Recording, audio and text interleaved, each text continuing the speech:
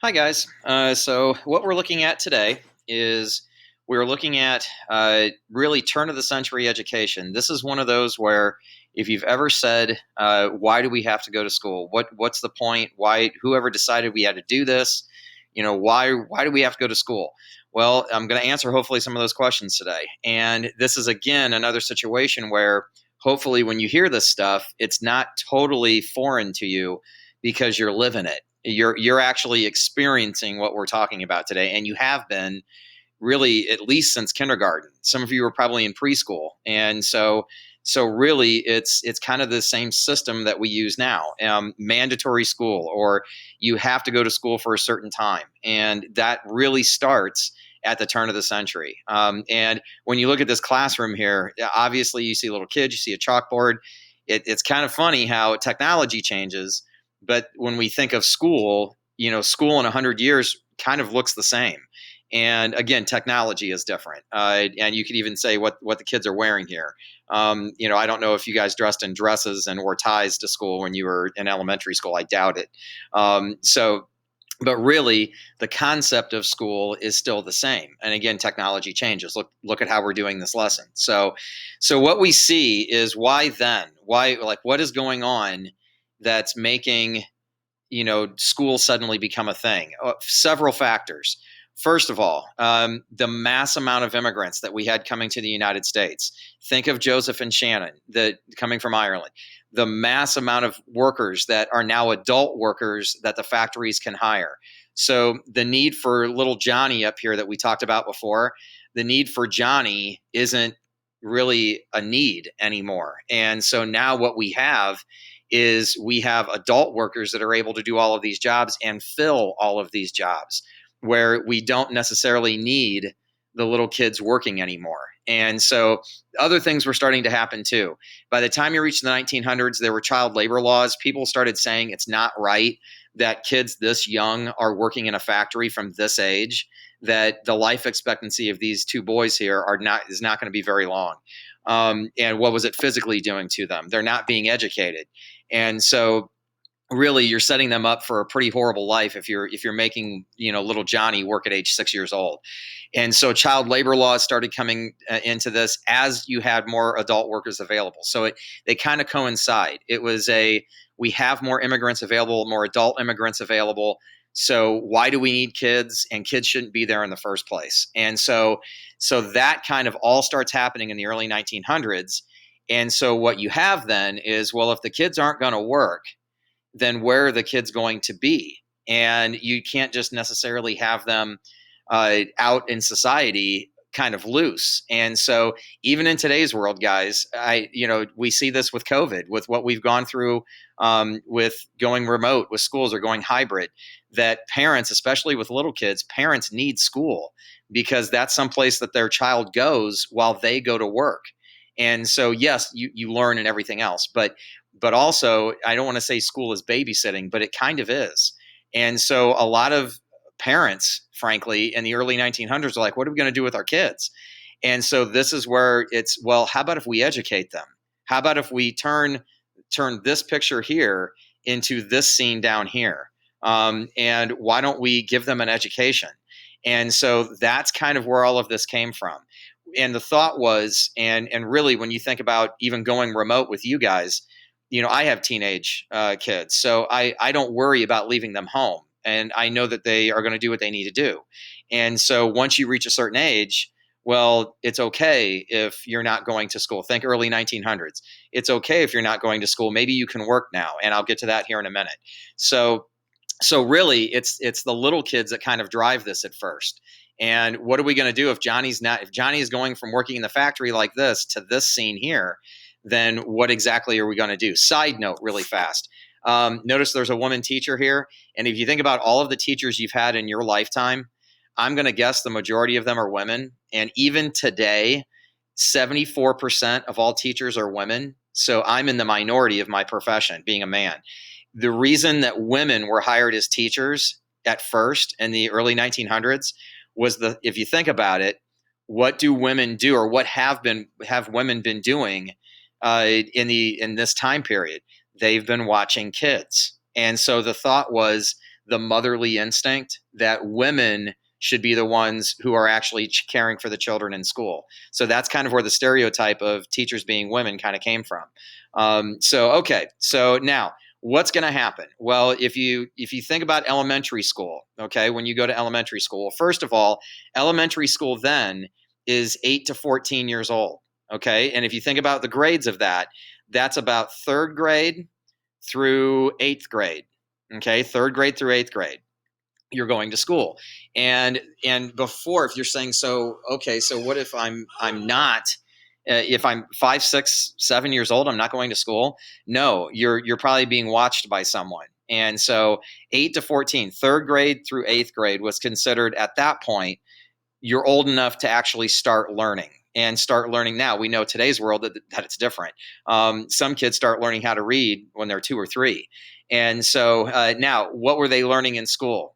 And well, the 3 R's. And I know that is not an R. That is not an R. I know. Welcome to America, where we say the 3 R's are reading, writing, and arithmetic. I know. It's kind of a joke on our learning process when we say that's the 3 R's. But okay, what are they? They're learning how to read.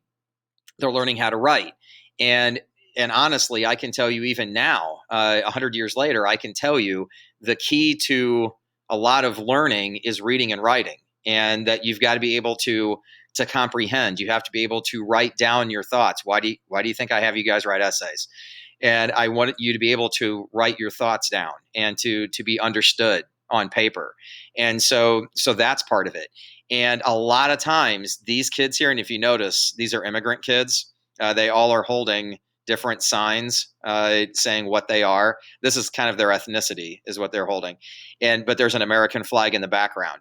Welcome to another reason they wanted to start educating kids in the early 1900s. You can Americanize them. Okay. And we'll get to that here in a second too with adults. So reading, writing, and arithmetic. Well, if you're learning how to read and write, these kids, very good chance they are going to go home and teach their parents how to read and write. Very, very good chance. Think of Joseph in the movie. Joseph didn't know how to read. And so if his kids are going to school, then they're going to come home and probably teach their parents how to read. And if you have ever taught your parents or somebody older than you something with technology, and you're probably nodding right now going, yeah, sometimes it gets frustrating because adults don't understand how to do it. And so now imagine teaching your parents how to read and write. And so at a young age. Now, if you're wondering, what is this over here? This is a McGuffey reader, and it's the first type of textbook that we would have used. And so the McGuffey readers, notice this one says for younger classes. So that would have been maybe 8, 9, 10 years old. And this is how kids would learn how to read. And so they would be short stories that would be in this book. And you have to remember that depending where you're going to school, you might have multiple ages within one class. And so as a teacher, you would have to have some groups reading something and maybe somebody else reading something else, another age group. And so this is kind of the first textbook, the way we think of textbooks. And the McGuffey reader was for reading and writing. Arithmetic, you're talking about math, and you're talking about addition, subtraction, multiplication, division. So what we would call basic arithmetic. Are you learning geometry? No. Are you learning calculus? No. This is being able to add, subtract, multiply, and divide. So really now, if you're thinking 14 years old, so they went to school through eighth grade and that's it. Yeah. As far as mandatory was 8 to 14 years old that you had to go to school these age groups. But yeah, my grandfather actually stopped going to school. He was born in 1910. He stopped going to school after eighth grade. When he was 14, if you're saying, what did he do? He went to work. And so the thought was 14 years old, you're ready to work. And so you might be going to the factory. You might be helping out at the farm. And now I wants to show you what happened here. I once said to my grandmother, because I didn't know my grandfather. He died before I was born. And so I asked her once about him, about, going to school. And she said, well, when he stopped going to school after eighth grade, and then later in the conversation, I said to her, so after Grandpa dropped out of school, and boy, did she get mad. She said he did not drop out of school. back then you had to go to school through 8th grade. Then your grandfather went to work, and she was angry with me because I said dropped out. And believe me, I never said dropped out again. So this is the mandatory age though, 8 to 14. So once you're done with 8th grade, yes, at that point in time you were done with school. So and the thought was you might go to work. Now you could still go on to school. Okay. So that brings us to high school. This is the first time period where high school kind of starts turning into the way we think of high school now. Okay.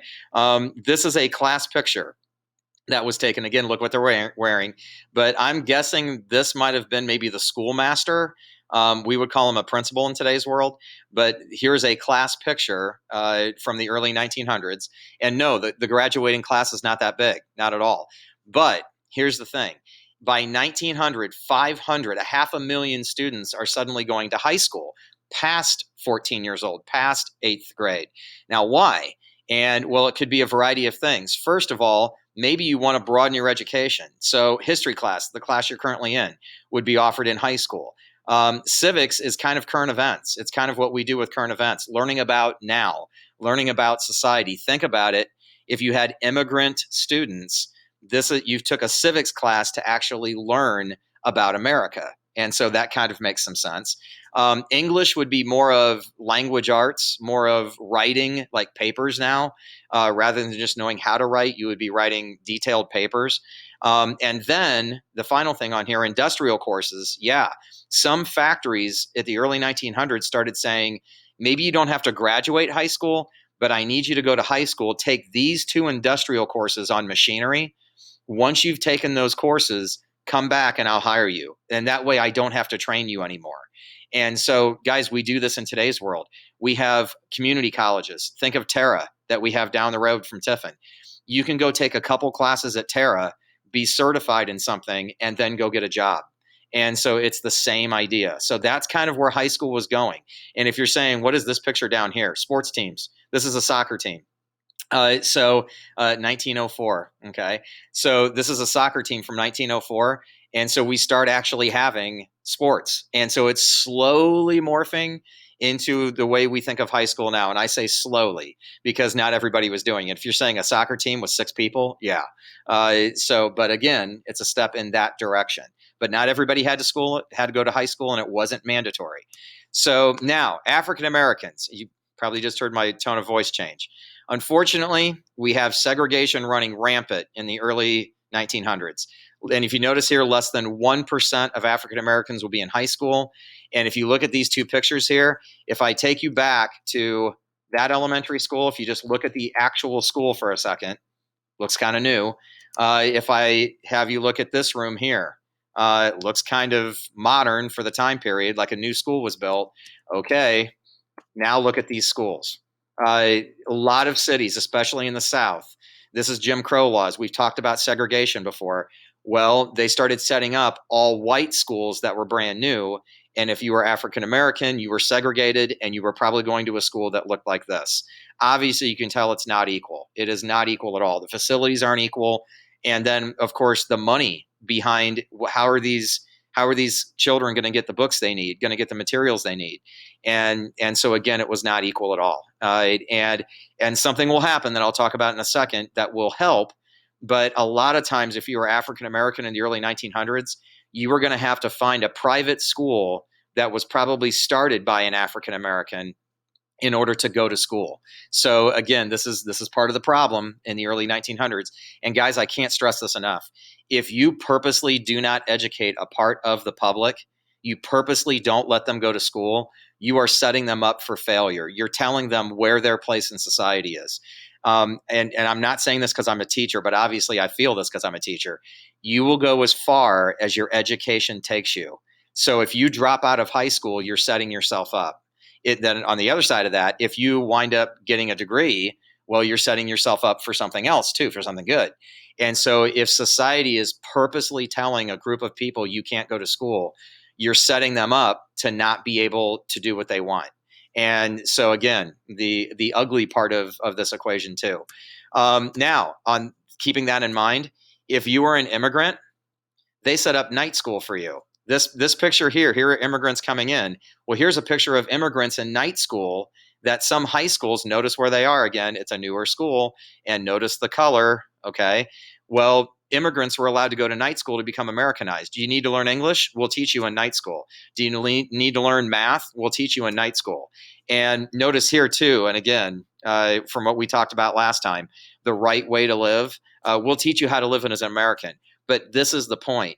Adult immigrants were able to go to school, to night school, but African Americans were told they couldn't go to certain schools because they weren't white. So again, what are you doing with certain parts of society when you're telling one group you can't go to school and you're telling another group of adults that, yeah, we'll set up school for you so you can learn how to read and write and better yourself. So again, kind of the ugly part of this. So colleges at this time. Now, if you notice, by 1920, enrollment's going to quadruple. That means it goes up by 4. So it multiplies by a factor of 4. But if you're going to college, you still needed the money to go to college. There were no student loans back then. So you still, even in the early 1900s, you still had kind of rich kids going to school, the kids that could afford it. Okay. So upper class or upper middle class are going to colleges because they can afford to go. Now, what are you doing? Well, again, you're kind of branching out into if you're going to be a lawyer, if you're going to be a doctor, if you're going to study physical science and have a degree in science. So that's kind of where we're going with colleges. Now, notice this was a new requirement, that's why I put it in caps. Colleges in the early 1900s said for the first time, well, you have to have a high school diploma. If you don't, you can't come here. And if you're saying to yourself, so before 1900, you could go to college without going to high school? Yeah. All you had to do was have the money. Yeah. The thought was you were probably privately educated. And so, but before the early 1900s, yeah, you could go to college without a high school diploma.